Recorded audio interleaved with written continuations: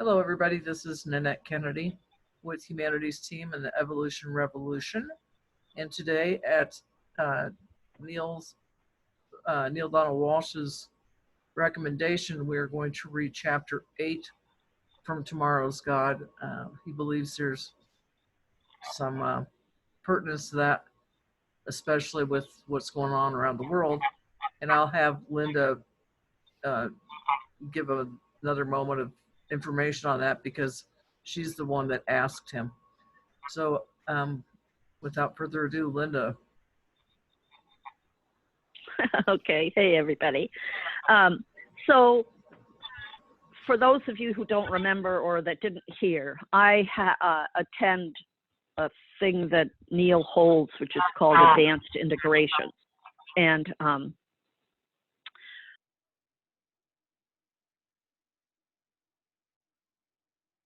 okay, on the last call that I sat in with him, I told him, that we were reading Tomorrow's God, Our Greatest Spiritual Challenge, and I asked him what he thought the suggestion should be for our next book. And he told us that, but then he said, where are you in the book? And I said, chapter 22 or 23. And he said, you need to go back and read chapter 8. Because chapter 8 predicts what we're living in right now. So, and I do recall when we read it, it was back in October, I think, when we read chapter 8. So at that point, we had no clue, but it will be very interesting. So without any further ado, this is chapter 8, Bringing the Universe to Life. It's on page 99. Most humans imagine, this is God speaking, by the way, most humans imagine that objects in the universe, such as the Earth and the Sun and the solar system, are dead. They conceive of them as inert objects, rocks essentially, moving through time and space according to a pattern set in motion by a primal explosion, the so-called Big Bang. Neil: yes, I suppose that is true. Most people do believe that, if they think about it at all. This is God. This is an illusion. And when you live within this illusion, you have no reason to act in any way in relationship to those dead things, except to exploit as many of them as you can so that you can live better. Yet when you envision and experience the objects in the universe as part of a living system, which is the reality, your idea about yourself in relationship to that system changes. Right now, you know that you, yourself, are living. But once you perceive everything else as being alive also, you experience yourself as one part of a larger whole, one energy package within a larger energy package, one life form within a larger life form, a little self that is part of a big self. Neil: the missing message, not contained in today's theology. God: yes, as I said before, this is the crossroad between the old spirituality and the new, between yesterday's God and tomorrow's. Here is the intersection of experience and wisdom. You have experienced yourself in one way, and now wisdom invites you to change direction and walk a different path. For the old spirituality insists that yesterday's God created the heavens and the earth, while the new spirituality says that tomorrow God is the heavens and the earth. The old spirituality says that God stands separate and apart from his creations and breathes life into man that he may have dominion over as many of these things as he could touch and see and feel and gather unto himself. The new spirituality says that God is unified and one with everything and breathes life not into humans but as humans, that humans may express and experience themselves as God made manifest, and may know that everything they touch and see and feel is likewise God in manifest form. The old spirituality asks you to serve God. The new spirituality asks you to serve life, which is the same thing. Yet the old spirituality allowed you to imagine that you could serve God by destroying life, whereas the new spirituality cannot imagine such a thing. Neil, so September 11th could never have happened in the name of Allah if people were serving tomorrow's God. It shouldn't even have happened in the name of yesterday's God.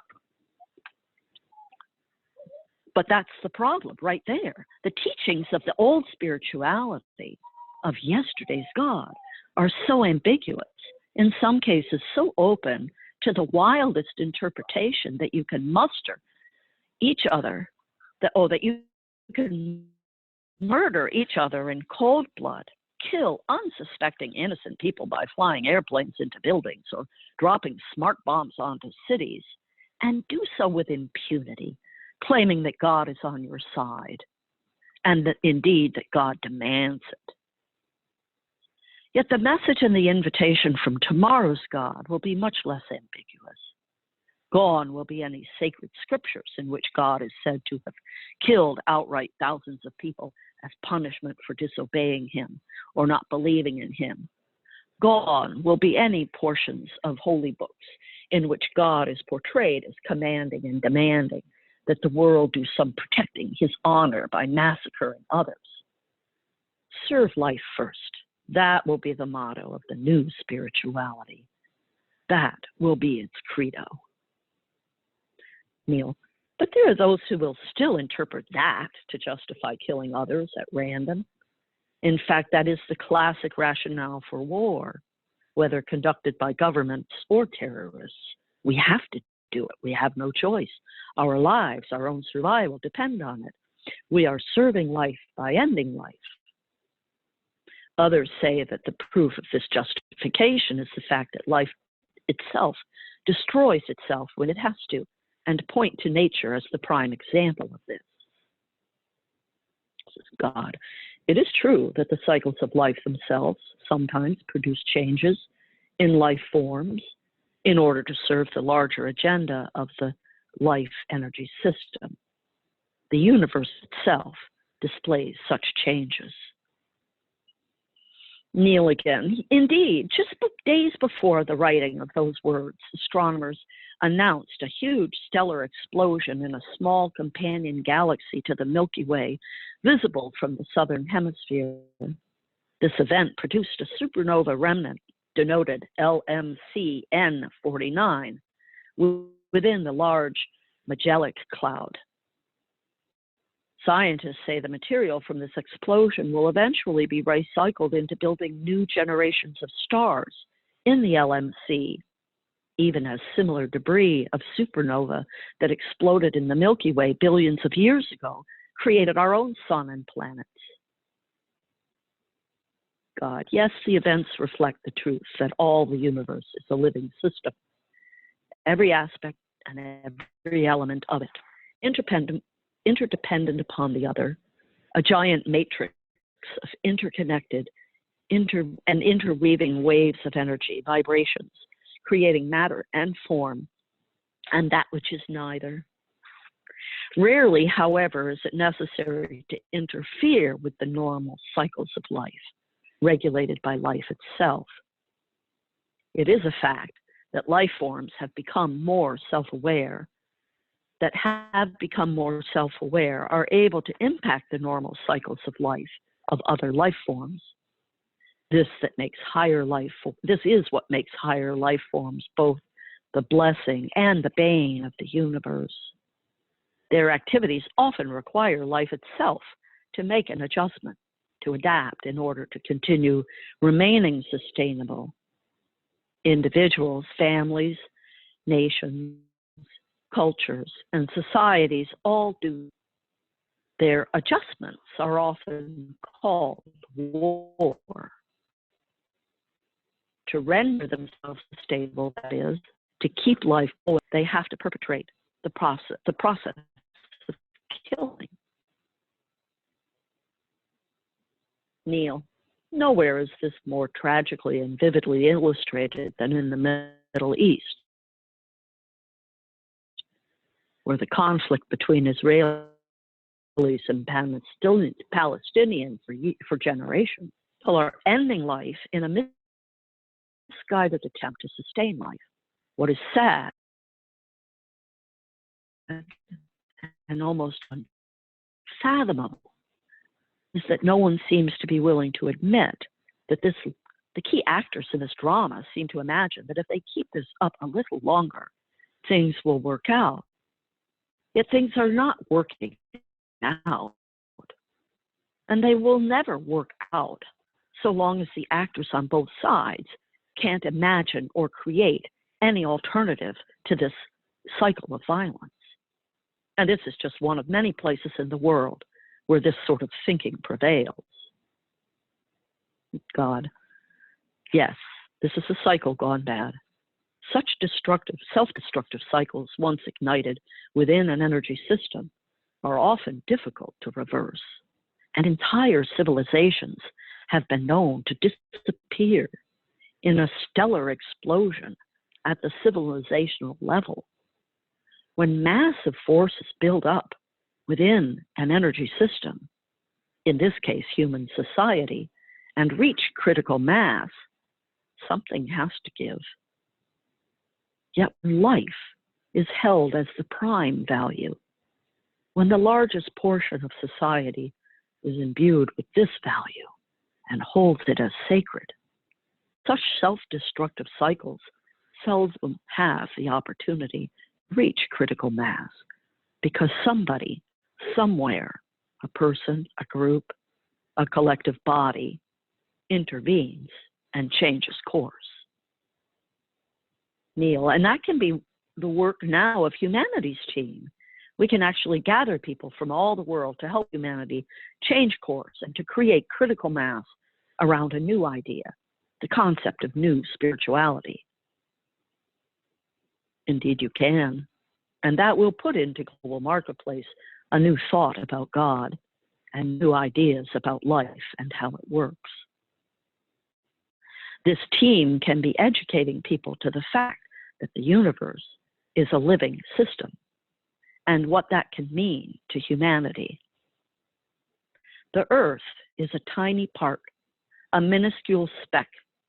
In this unfathomably massive system, and you are a tiny part, a minuscule speck within it. And there are other specks within you that compared to the whole of you are tiny and minuscule. No part, no speck of you is unimportant to the whole of you, for each constitutes what that whole is. And so too it is with you and the living system as known as the all, which is life itself. This is an understanding that can be given to little children in the earliest years of their development. Your present society has lost its respect for life because its members did not receive this information when they were children. Indeed, your children are not receiving it today. Very few of your planet's offspring are told that the universe is a living system. Very few are told that the Earth itself is living. And very few children are told in school today that they are a part of that system, one with God, one with each other. Even religious schools do not teach it. Neil, are you kidding? Especially religious schools do not teach this. Rupert Sheldrake, the groundbreaking biologist, talks of morphic fields that underlie the structure of systems such as our galaxy, and that exist within those systems as well, such as here on Earth. Sheldrake, in his book, Physics of Angels, written with the theologian Matthew Fox, says that such fields actually animate those systems, giving them their habits and their capacity to organize themselves. In this sense, molecules, stars, and galaxies are alive, not just microbes, plants, and animals. Hang on a second.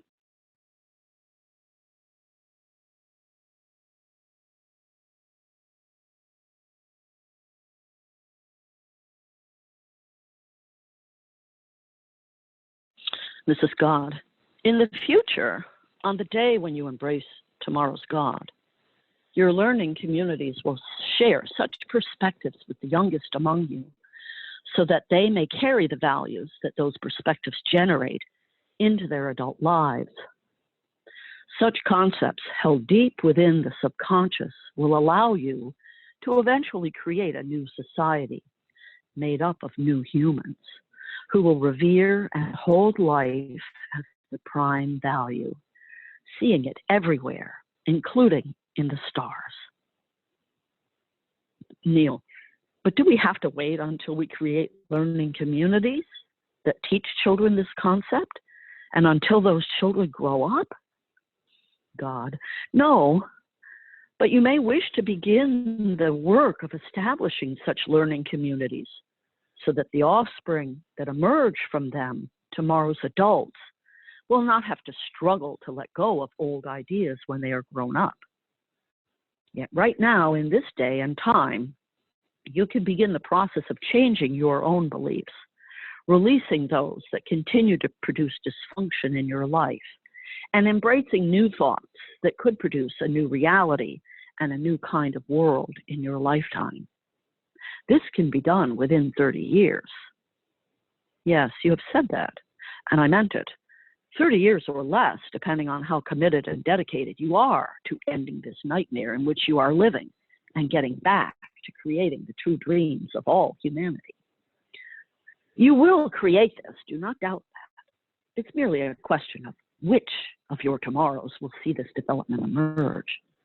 Will your ideas about tomorrow's God emerge before life as you know it all but disappears, or as a result of that occurrence? Again, I tell you that the answer to that question lies within you. It all depends on how committed you are to experiencing your earth as paradise and your life as the virtually unlimited opportunity that they can be. If you have no commitment to that, you could experience your planet as far more unfriendly and your life as a far. Neil, indeed, that is what's happening now for more and more of the world's people. Dwayne Elgin, in his latest book, Promise Ahead, says that if we consider an income of $3 a day to be poverty line, roughly 3.6 billion people fall below it, some 60% of humanity. By comparison, the official poverty level in the United States is approximately $11 a day, almost 4 times more than most of the people in the world subsist on.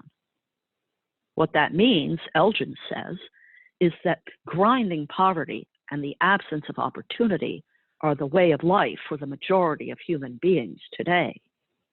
That was a quote. And let's be clear, what we're talking about here, we're not talking about the end of poverty that makes it impossible to buy the latest car or afford a computer. Elgin reports that in Russia, more than 44 million people live on less than $1 a day. In China, that number's 350 million. And in India, it is 500 million. It is startling to realize that in this first decade of the new millennium, nearly 80% of Indians do not have access to electricity. And Indonesia, the poverty is so extreme that doctors at 2 clinics said that the number of patients had fallen off by half because people could no longer pay the consultation fee, which was the equivalent of 5 cents in US currency. Worldwide, almost 3 billion people, 50% of the world's population, use wood as their primary source of energy. This is God. From these observations, it becomes clear that even today, only the smallest number of humans enjoy the largest number of benefits of humanity's evolution. You are facing a system crisis of the first rank. Neil, that's putting it gently. Elgin reports that over half the people on our planet are living on an impoverished diet without access to health care in shanty towns without power, clean water, or fire and police protection. This is a quote, "We will or will not take collective responsibility for the health of the human family on our planet," Duane asks. How we respond to that wake-up call will be a direct measure of our maturity as an evolving species. This is God. And hang on a second, I need to clear my throat.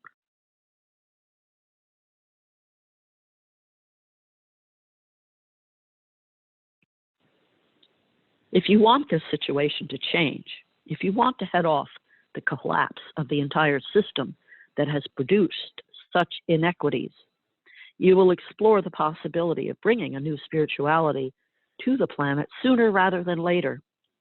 Because the problem here is spiritual. It is not an economic, and it is not political, and it is certainly not military.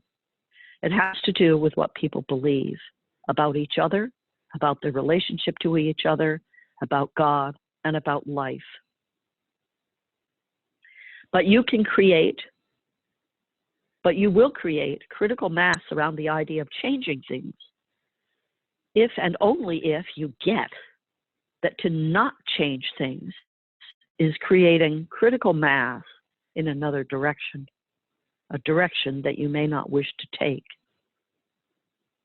Neil, in other words, we had better change things, or things are going to change for us in ways that we do not prefer.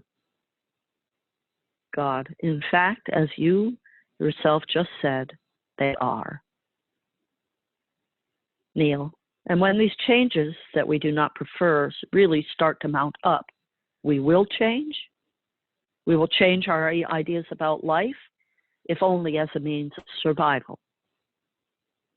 God, not if only, primarily.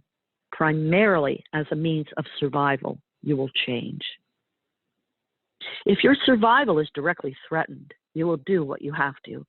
You will even change your most sacred and long-held beliefs about yourselves, about God, about life, about everything, if you have to.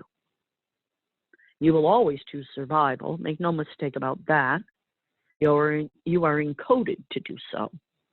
That instinct is, as I said earlier, built in.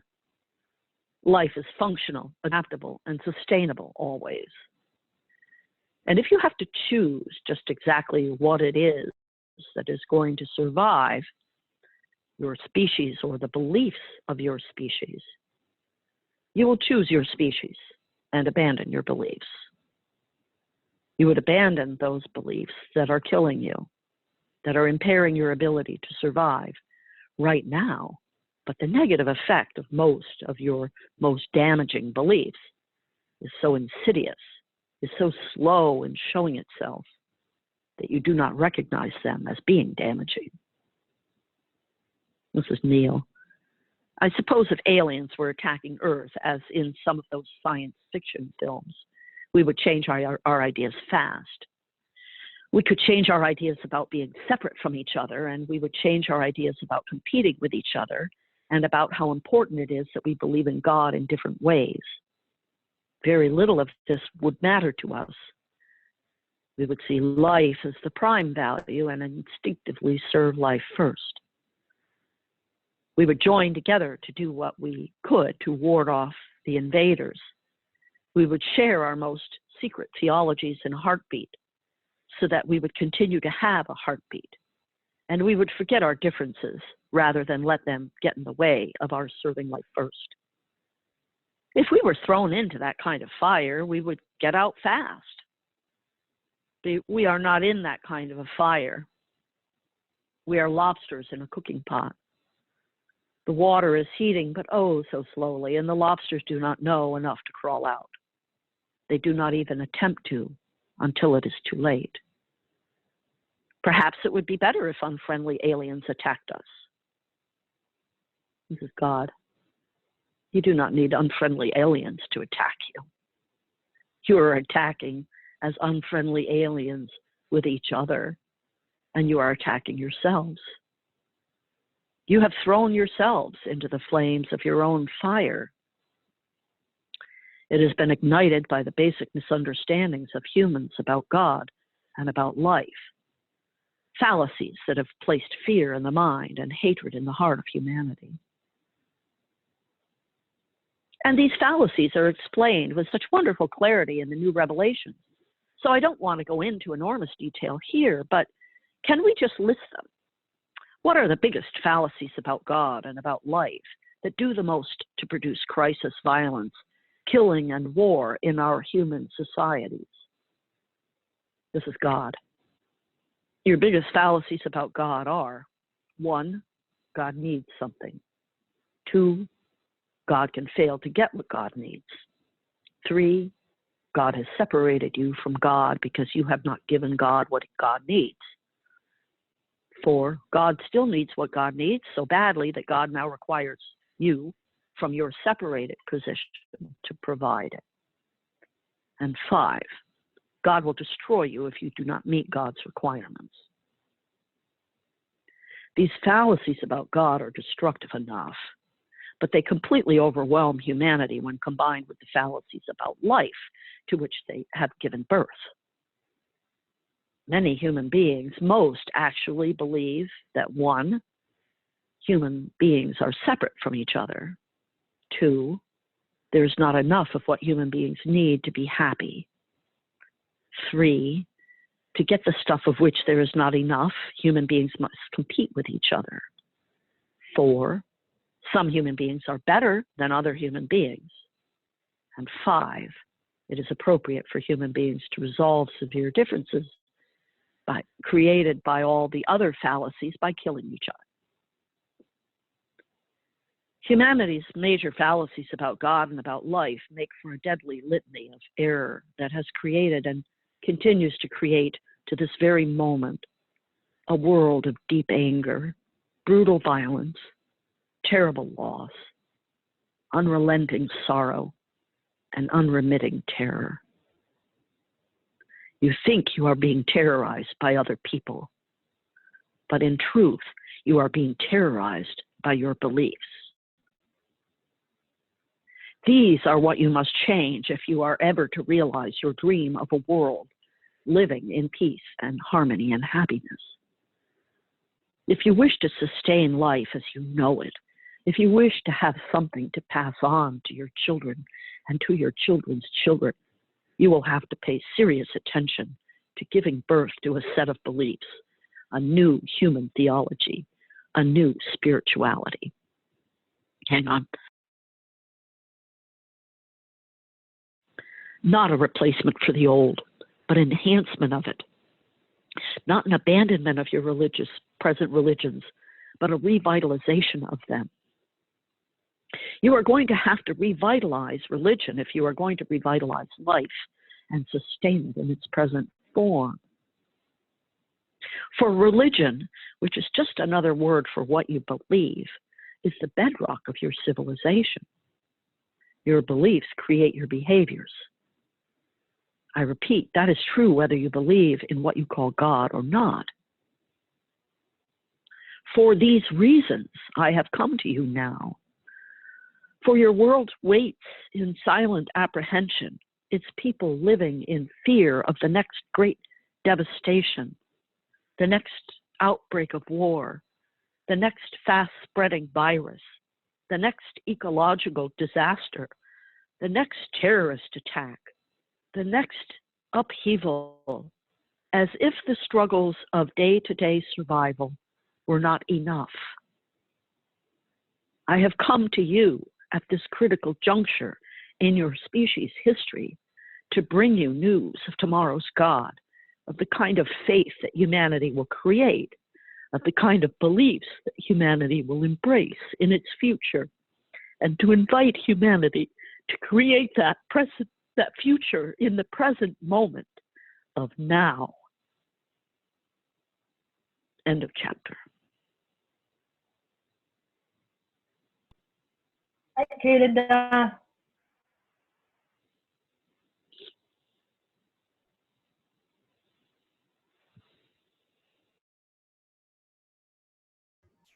Thank you, Linda.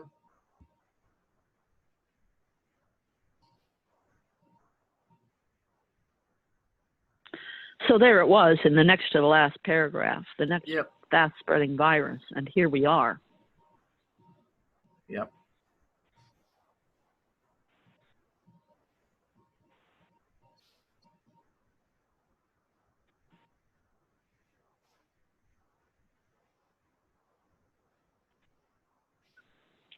And it really is. I mean, this past week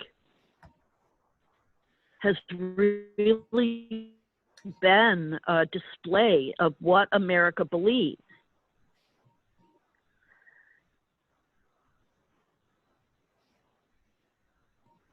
It's very telling.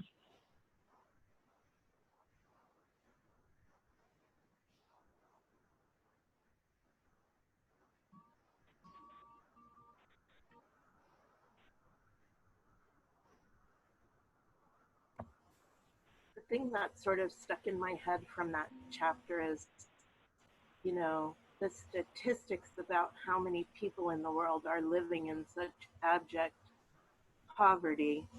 And, clearly you cannot social distance in the slums of India or in like the displaced people's camps that are all over. And I mean, what this kind of pandemic means in places that don't, have what we have in terms of just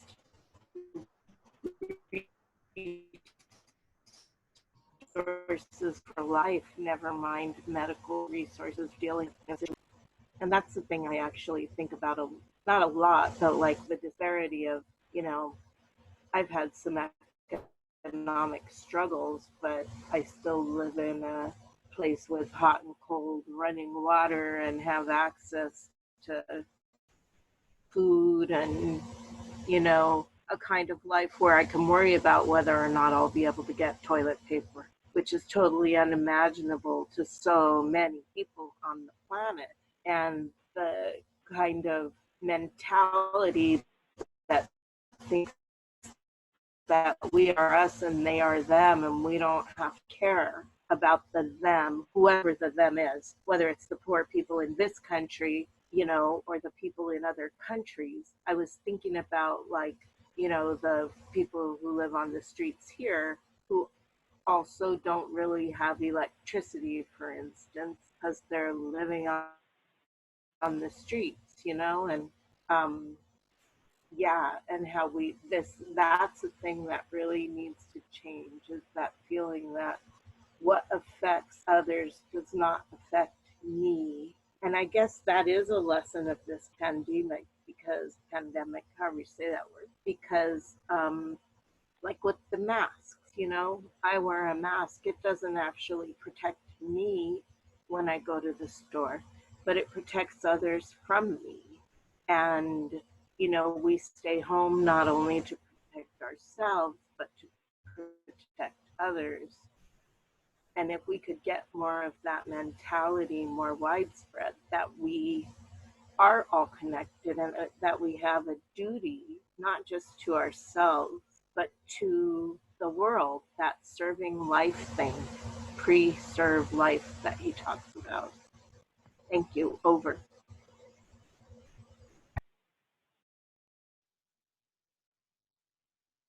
You've certainly expressed it very compassionately. I'm grateful for what you just said, Mary. Thank you. Thank you.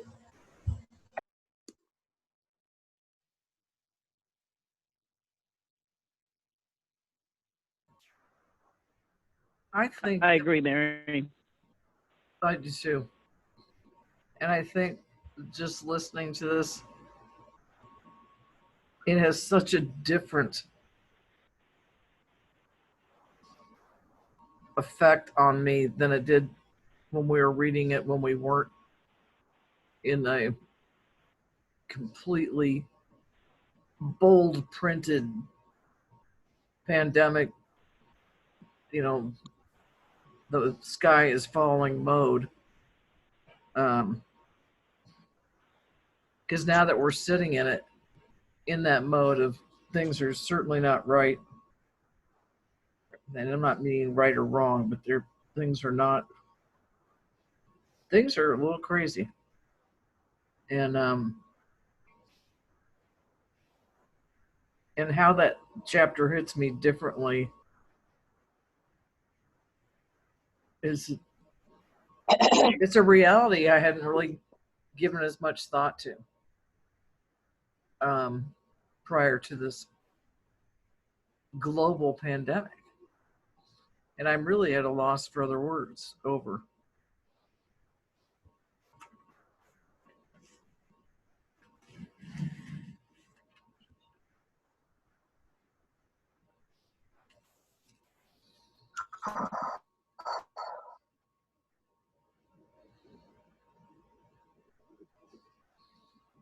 Just say welcome to Carol, who joined us.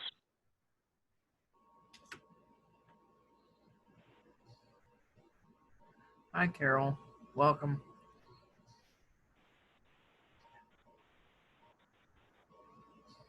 She's gone. Hi, Carol. Can I say something? Yes. I'm just kind of about, what Nanette shared earlier on as well. But looking at, I realize they're creating, I work in complementary medicine, so I have 30 years experience of seeing what happens in a way in this system. But I see the mistaken beliefs about God are like an abuse of power, a kind of a sanctioning of an abuse of power and harassment. And I see that as, and fear and creating fear. And I kind of see that as what's happening. Not that people are dying, not that people aren't dying or anything like that. But there is another system going on, which is, and fear is going to be a contractive energy. When you feel contracted like that, you start blocking up your body of being able to function. So behind that becomes illnesses anyway. And then you've got the big pharmaceutical who's got the very big vested interest in managing this. They're the same people who manage the genetic engineering and all that. Genetically modified food, the glyphosate, and all of it. And their idea is a one control of life, of a whole of life. And this is where we're at, really. This is where we're at. And when we feel afraid, we're not connected. God is out.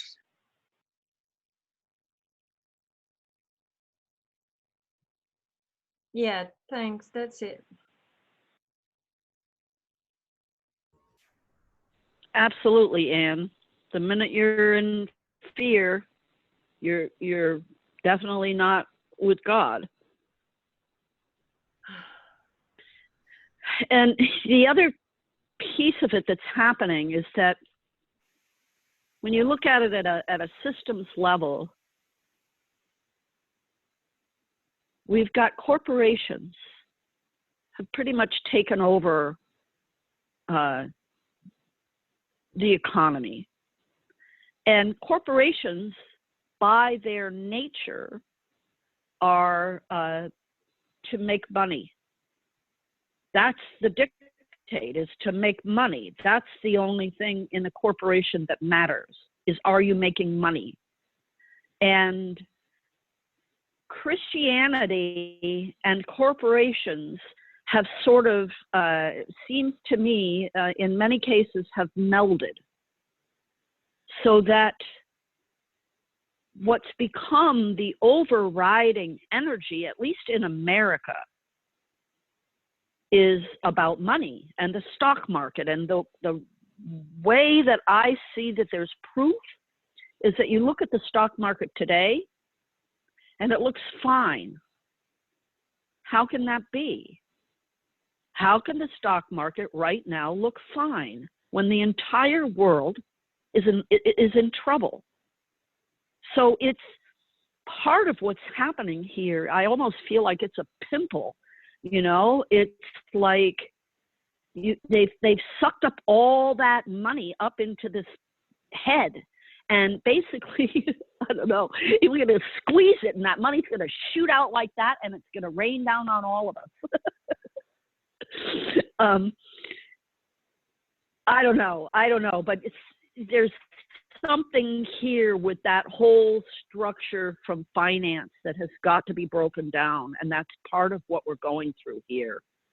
And unfortunately, I don't think this is going to be quick or easy, and I don't think that this business of going back, you know, and opening things up is going to be helpful. And so it's going to be a bumpy ride for all of us that are watching, right? Like, I'm not in that ride, I'm watching that ride. It's like we're all in the same ocean, but we're all in different boats. The experience of this storm, it's like we're all in the same storm. But there are people saying, you know, we're all in the same boat. No, we're not all in the same boat. We're all in the same storm, but we're each in our own boats. And my boat's doing one thing, but there's a lot of people's boats that are doing other things that are just really going to cause a lot of pain and misery. And it's all a function of divinity. It's all a function of coming back into balance. We're so out of balance. You know, how could all the money be at the top? It can't. And how would we go about fixing it? Well, I think I've been saying this a lot. Mother Nature and the universe has our back on this, and she's helping us fix it. I think. And Yeah, sorry. go ahead. Sorry to interrupt you. Go I ahead. think the stock market is up there because it's all lies. Right. So we have to stop lying to each other.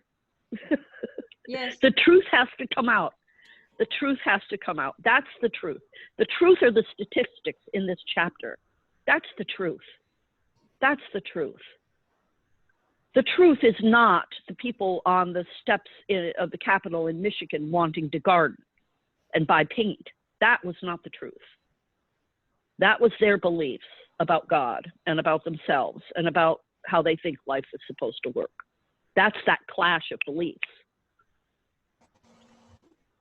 And the only way those beliefs are going to change is going to be, I think, through experience. They're going to have to experience something in their boat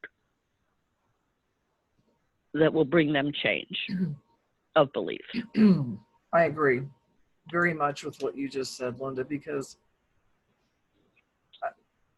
and I don't want to seem like a poo-poo, but I feel like there's another shoe yet to drop, and it's going to be a big one. I don't think we have, because if we're going to stay with this ocean analogy, you know, the waves are bigger in some places than they are in others. And right now, I think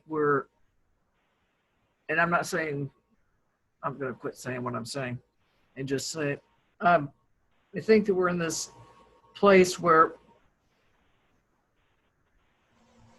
we're all kind of walking around stunned. And I turned on the news for a little bit this morning, and I was more interested in the commercials to see how these different companies are addressing the situation. And almost all of them have a spokesperson or, you know, the president of the company saying, we're gonna make sure we don't all fall apart here. We're gonna get things back in order. And it's funny to me because we're not hearing that so much from our true blue leaders in this country anyway. We're hearing it more from the people who are like the CEO of State Farm Insurance or something. And they're saying, we're not going to let it happen. So there, to me, is like a beginning of some of these people realizing we can't wait for the government on this. The government is it?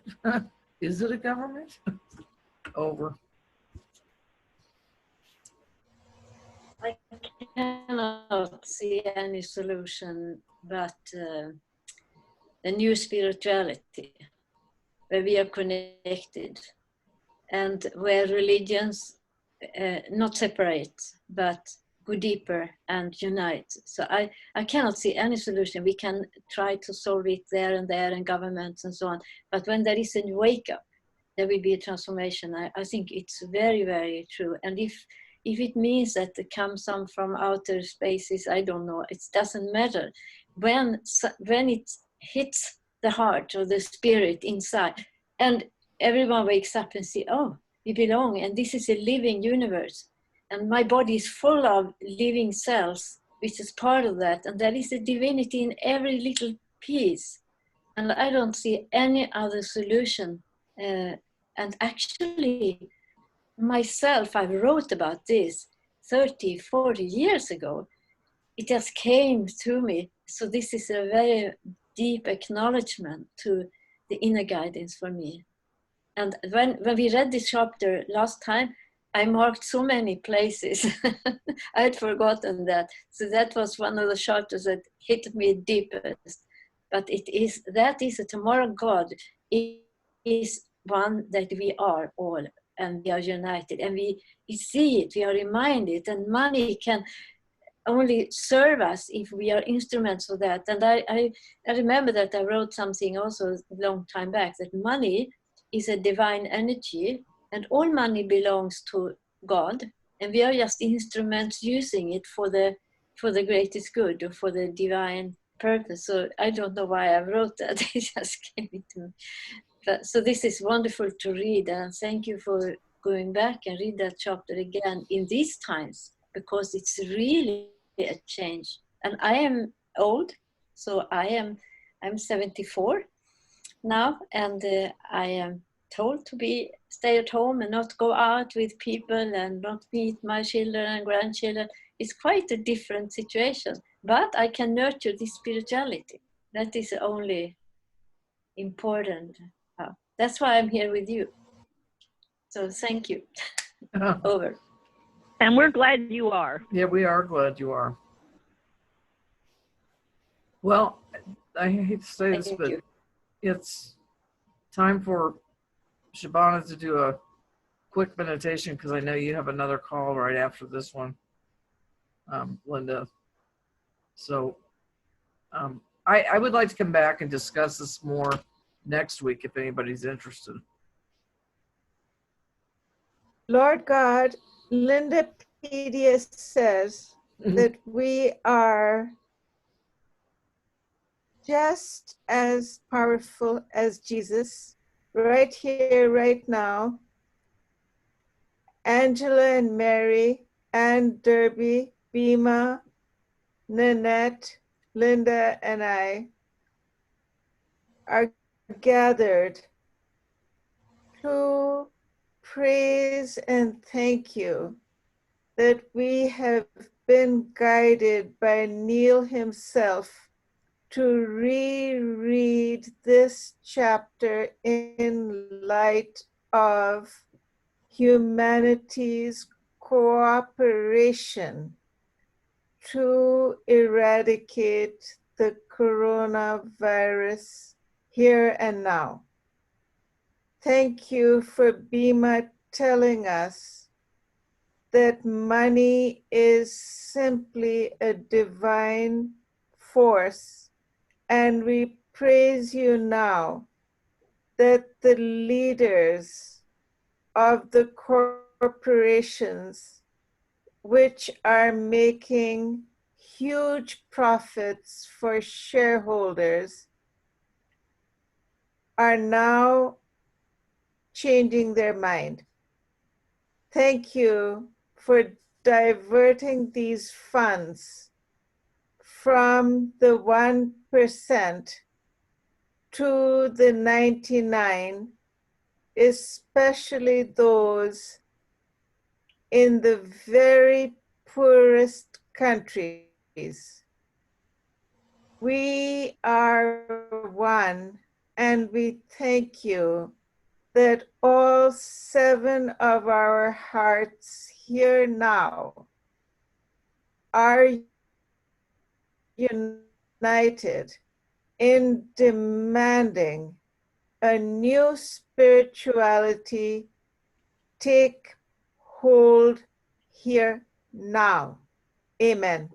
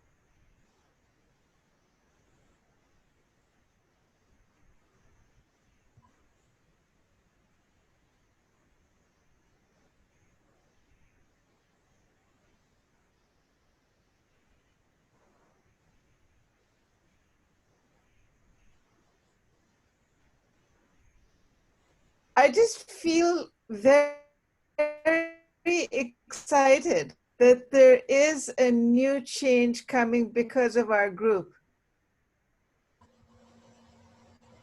I'm visualizing the pimple head popping and all the money going down to everywhere that needs it. Yes, that was beautiful. Thank you for that image, Linda. I love you, ladies. we need to start a campaign, and then we'll have bumper stickers saying "Pop the Pimple." I love this wealth hoarding thing being that image. You know, it's an infection. You know, Right. it's like yeah. Mary, what we're required to do now, according to what I've seen and heard, is to not even waste any time on the bumper stickers. I mean, just see it has happened already. Okay. You know, and like I just felt it at the end of the meditation. Yeah. I believe it's happened. It's and already I done. think that, Yeah. exactly. Yes. Yeah. Just quickly, that whole thing about the CEOs and all these companies saying whatever. I was watching that concert thing yesterday, and everybody kept talking about our heroes. And it really bugs me because it's like a lot of our heroes, essential workers, are making minimum wage or barely above, which is not enough to live on, you know. And the reason those people are billionaires is because they are keeping their workers, a lot of them, at these, you know, starvation level. Not, I mean, it's not our poverty level, but you know, that $11 a day is a joke in a country like this, right? Anyway, yeah, that's the thing that bugs me about it is there's all the words that we're saying, like we appreciate these people who we generally treat like they don't matter and they don't even deserve to live, really. That's what you're telling these people.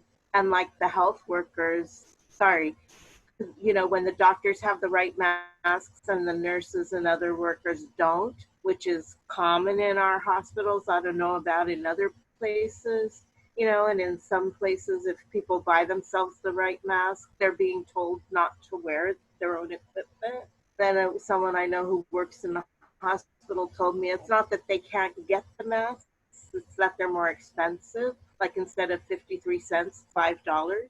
So you're making a decision about my staff's not worth protecting their life. Yeah, so all of that hero talk kind of is really hitting a nerve with me. Thank you for letting me Thank you express for that. expressing it. I know we're over time. No, I mean, it's critical. What you're saying is exactly what's what. Thank you. What we have in England is a lot of, well, you have it everywhere, I suppose. We have on the news death all the time, and it's the same sort of conversations on the news that they had before the world wars, you know. And there are people predicting more. It's very frightening to predict massive deaths, and that we will know somebody. This is, you know, that's like a poison in any case, a poison to have these thoughts. No one can actually say that. Doctors have often said to people, you're about 6 months to live, and they die in 6 months. They had no right to say that anyway. No, they just don't have the jurisdiction over somebody's life. And we just need to take that power back. So I'm sort of realizing that, like, I have to find courage somewhere, you know. We have to get courage again, be courageous, hold our power, realize what's been imposed on us. You know, behind the vaccine, there's a lot behind all this. We can't really be believing in a small virus doing everything. You know, there's more behind it. And the people who've tried to speak out are not allowed to speak.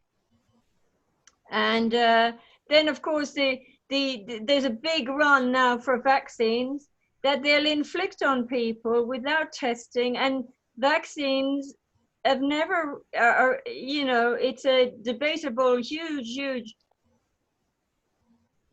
problem in the world, vaccines actually. And the research and everything is being twisted and turned in like the stock market stuff. And we have to wake up quick. You know, we have work to do. We have to at least assess your activate your own power, find ways. So there's a very good qigong teacher who's giving you know, helping us awaken through the body, through the physical, making you stronger and stuff. If you want me to put it in the chat somewhere, or you want me to tell you, because you know, this is a way of doing it, because we got to go beyond the concept. We could have a concept of something working, and we put the thoughts, the visualization into it, and it's going to work. We have to go further than that. We're already in it now. We're already in something. First place, to protect you, to survive. Yes, would you give us that? Because I see you as the Mount Everest in this chat. And Bima's about the same. And Mary and Lynette and Angela and I, we're little foothills. The Mount Everest, where the oxygen is low, you know, on the top. I'm sorry. On the top, where the oxygen is low. Huh? People, I just like to insult everyone except you and Bima. Right, Mary? Right.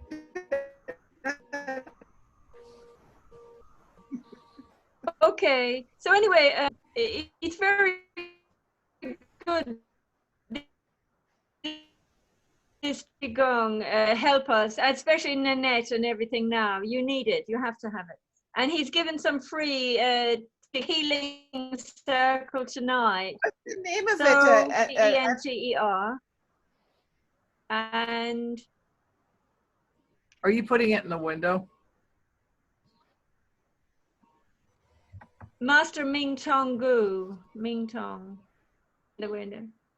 Can you do that? I haven't got the thing. I will. Here. Okay. In the chat room. Hello. Is anybody else there still?